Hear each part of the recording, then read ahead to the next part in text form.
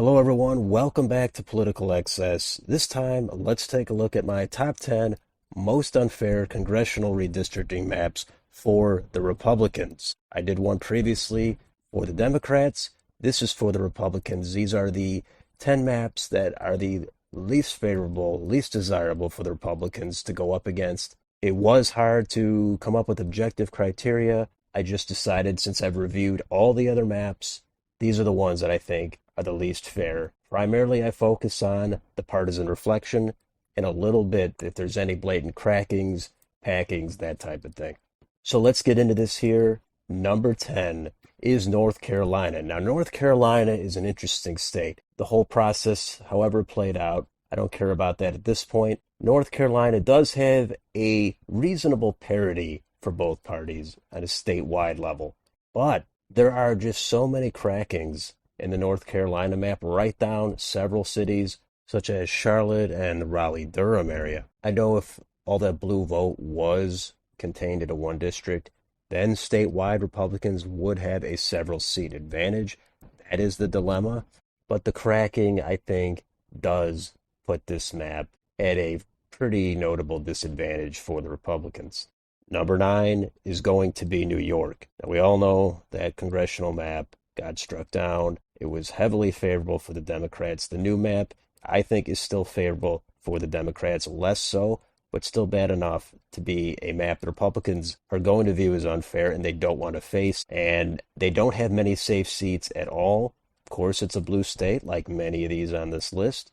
But the advantage, I think, is at least 1 to 2 seats too much in favor of the Democrats. Number 8, Massachusetts. Now, this, of course, is a solid blue state, but the Democrats are going to go 9-0, and the Republicans basically have zero chance in any of these seats. Now, they should at least be competitive in one of these. To go 9-0, I think, is wildly out of proportion. Number 7 is New Mexico. The Democrats gerrymandered that state in order to try to have 3-0. This year, it may backfire, but in an even year, the Democrats should have 3 seats to 0, and there's certainly enough Republican vote there to have 1 seat like they do now, so that is an unfair map. Number 6 is Connecticut. Connecticut is another state where Republicans, it's been a long time since they've held a House seat there. And although there are 2 seats that are a D+3 on this 538 map, the Republicans haven't really gotten close there too much. And there's a chance they pick up 1 this year. But the geography is really designed to not give the Republicans any favorability in any of these districts. I think going 5-0 for the Democrats, possibly for another decade, I think that is unfair. It's a little bit under the radar for a gerrymander, but it's unfair. Number 5 is Maryland. That's another state where the Democrats went too far.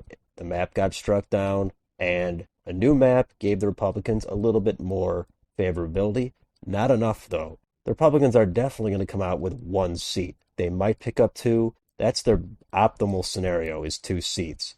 But there is enough vote there for the Republicans to have more of a favorable chance in 1 more district, at least. Number 4 is Oregon. This is another one I think is a little bit under the radar. There was supposed to be an agreement between the Democrats and Republicans about the map redrawing process, and the Democrats kind of backed out of that and drew this map, and the blue vote in and around Portland is cracked, gives the Democrats a huge advantage, and the Republicans, they have 1 solid red district. There's a chance they can pick up 1 more, but the Democrats did try to fortify this so that in most years, they're going to have 5 of these seats.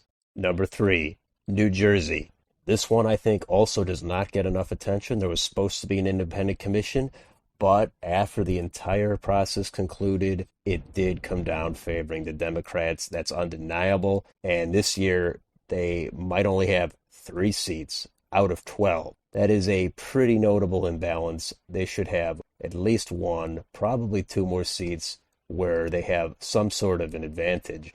But this map is not a good map. This is an under-the-radar bad map. Number 2, California. They had an independent commission, and there are 52 districts, and the Republicans are really only favored in 7 to 8 of these seats. There's a lot that are single digits, low single digits, that in a blue year, Democrats are going to pick up some of these seats even. I don't think this is a good map at all. I think this highly benefits the Democrats. Republicans should, I think, have probably 3 or 4 more seats on this map where they're at least have a tilt margin in. They could use also maybe another couple solid seats. We know it's a blue state, and there's a lot of blue districts. There's not many for the Republicans.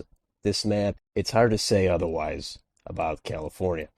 And now number one is Illinois for me. I think all the Republicans were packed into 3 districts. They have a chance to pick up 1 seat this year, but in an even year, they're only going to have 3 seats. They win about 40% of the vote, and they're competing in way less. I think Illinois got a little bit of attention for being unfair, but it got no traction in the courts. It's not viewed as an extreme gerrymandered outrage like Ohio or like North Carolina was, or Florida.